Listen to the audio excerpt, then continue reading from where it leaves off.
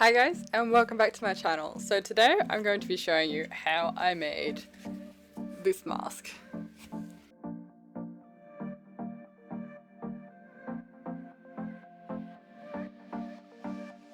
So for those of you who follow me on TikTok, you may have seen this mask in a couple of my videos. I use it for one of my Elven Lord of the Rings style characters. And it's based off the idea of like a spider or a drider. I actually made this mask in less than a day. It was a really quick build. It's made out of EVA foam. And it's such a simple process that I thought I would share it with you guys in the hope that you too can make some really awesome masks. So let's jump right into it.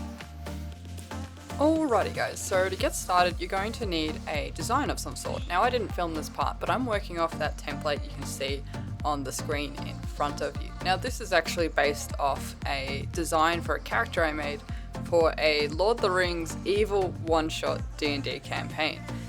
And I really liked the overall Drider design, and I think it makes a really interesting, Lord of the Rings style elven character. Someone that's been corrupted or something, and I really like the idea of it. So I decided to make the mask so that I could actually cosplay this character in some TikTok videos. So what we're firstly doing is I've sort of worked out in my head what are the basic shapes of this design. Now the first one here, that is the main part. This is the one that's going to be attached to my face. And I'm just keeping it really simple at this stage, just the basic shapes. You can see that I'm putting it up to my face to make sure I've got the measurement right. And I also end up cutting out some eye holes so I can actually do this properly. In hindsight, this may not have been the best idea because you can actually see them through the eyes, but for the purposes of this mask, it worked out okay. And I may look at ways to hide this in the future. I believe you can use like a stocking material over the top and that will make it pretty much hidden. But for this stage, you can kind of see the holes if the light hits the mask right, but that's okay. And we're now moving on to the next part of the mask, the next layer. So I'm working on this mask in layers, building up with each of those outstretched parts of the mask. There aren't really any templates here. I'm just simply working out the basic shapes and kind of winging it. Now this sort of, freestyle winging it technique is sort of what I use for these quick builds. Whenever I have an idea and I just want to get it done in a couple of hours or a day, I tend not to always make a template and I sort of just go with the flow. It kind of feels a bit more natural. It's almost like a sculpting technique. And that just seems to work for me. But if you did want to work off a template, you can see in my EXO mask video that I did make a template for that particular build. And the way to do it is simply to do all the steps I'm doing here, but to do it with paper or something like that first, so you can make sure the fit, the style is all right, and then you can move on to the foam. Now I'm not sure if you caught that, but I actually made a mistake there. I forgot to flip this EVA foam before tracing one of the pieces to copy it for the other side. But this EVA foam has a grid material sort of texture on the back, and I really didn't want that for the front of the mask. Now you can grind this off. I tend to use a belt sander or even a rotary tool to do this, but I wanted to make sure that the front was spotless. Another thing to note, I'm using super glue to glue these all together, and again, because of that grid-like texture on the back, you're not really getting a good contact with this. If I wasn't rushing, I probably should have grinded it off before gluing it together, just so there's more surface area, but oh well, you learn. Now, because this is going around my face, I'm using this skewer to sort of get the right shape, something that's actually going to curve and fit. When you're ready, you can actually use a heat gun or a hairdryer or any sort of source of heat to make the foam bend into the right shape. When it cools, it'll actually retain a lot of that shape. Now, luckily that piece that I mistakenly did the wrong way, I can reuse it here, but as you can see, I've made the same mistake. Like a complete nugget. Oh. You'd think I would have learnt the second way around. You can see me realizing then and then I redo it, but oh my god. Oh my god.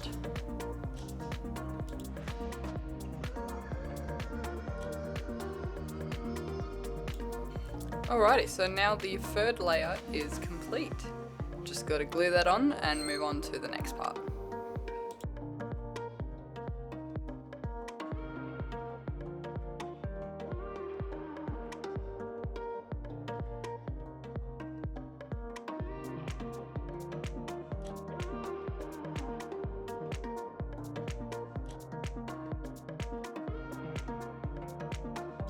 So for the fourth layer, I actually ended up just using some offcuts.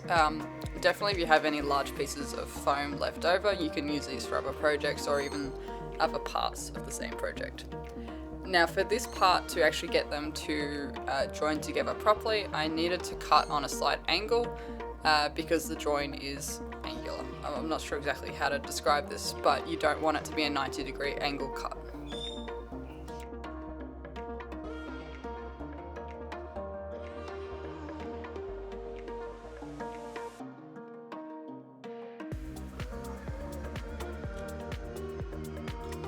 And now for the very last piece, this is another offcut. The surface area that's actually getting glued wasn't a whole lot, and I had to actually bend the piece to get it to stick properly because that part was quite angular. In hindsight, I probably should have used a rotary tool to get that to stick better, but oh well, it did the trick. So now I'm just adding a little bit more super glue to certain parts to make sure they're set together, and we're going to go on and use the rotary tool. Now I'm slowly getting better at using this tool. This is actually my little brother's that I've stolen for this particular project. But there are a ton of really good YouTube videos out there that will help you use this effectively. Essentially the main thing that I learnt before doing this build was that you need to do the strokes in the direction of the rotation, otherwise the parts of the foam that you're cutting off won't be very smooth. So not only am I using this to carve the foam, I'm actually using it to smooth out the edges as well and give it a bit more of a finished look. This was a mistake I definitely made on the Zabrak crown or the Zabrak helm piece or headpiece. I used a burner to smooth that out and it wasn't smooth at all, but now I know how to do it with a rotary tool, so I'll be able to do that in the future.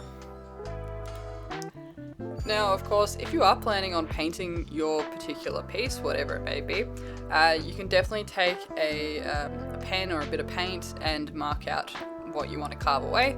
I used a pen for this, but be aware that the pen can sometimes leave marks and indents in the foam if you press too hard. This was a little bit of a problem with the eyes, but a layer of paint fixed that for me. But just a word of caution, EVA foam dust is not something you want to breathe in at all. So make sure you do this in a well ventilated space, preferably outside if you can, and use a respirator or a mask of some sort. I actually end up using a vacuum as well so that I can intermittently suck up the leftover dust before moving on to the next part.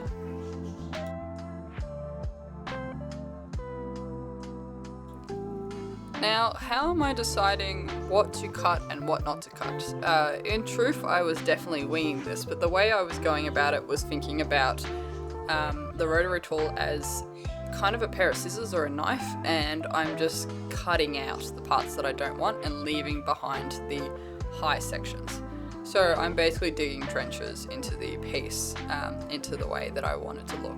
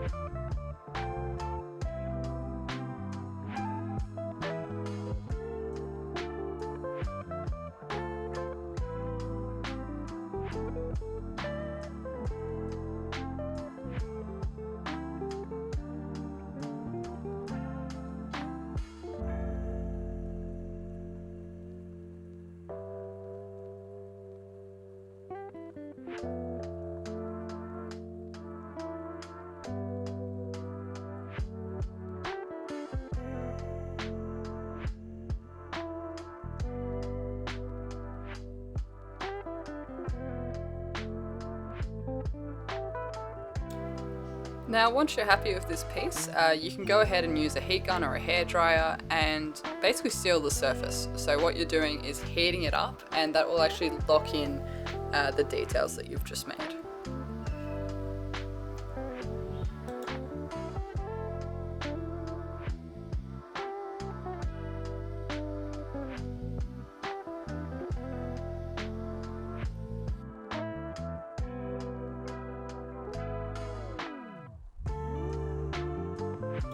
So I then went ahead and painted the eyes. This was just for testing purposes. You can see I ended up spraying over it. And it was just so I can make sure everything was in the right spot, and I was happy with how it looked. But now we can actually go on to painting it. Now that it's primed with the spray paint, we can paint it properly. And I'm just using some white paint for this, and I'm dry brushing it over the high parts. This is just to really give it a sense of depth. So anything that was high, I was brushing in this white paint to make it really rise out. And anything that was low, I was going to paint in black later.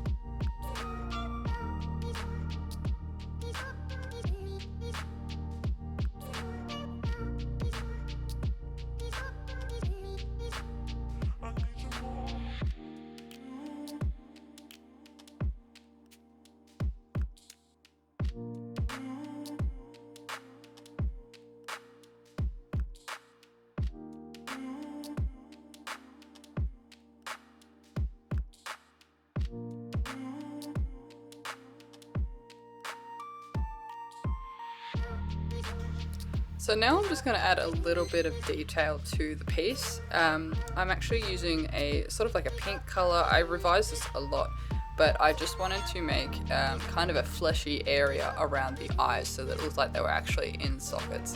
You can't really see this too well, but in photos you can definitely see it and it looks really well. I also spread this color throughout other parts of the piece, so it kind of looked not so much like veins, but it looked more lively than just stone.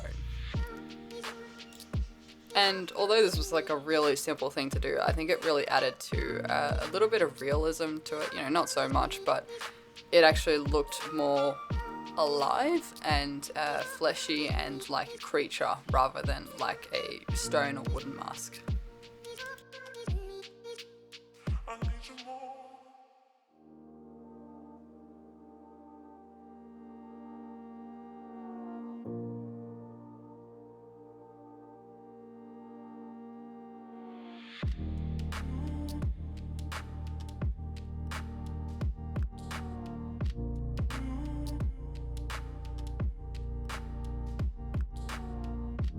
Mm-hmm.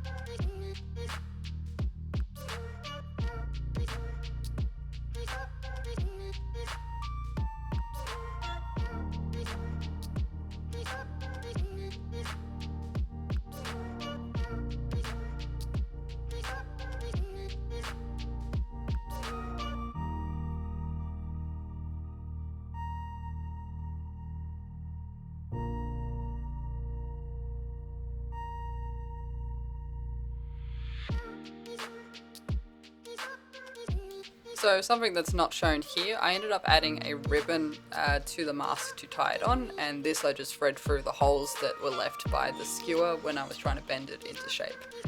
And that's all there really was to it. So let me show you how it looks on.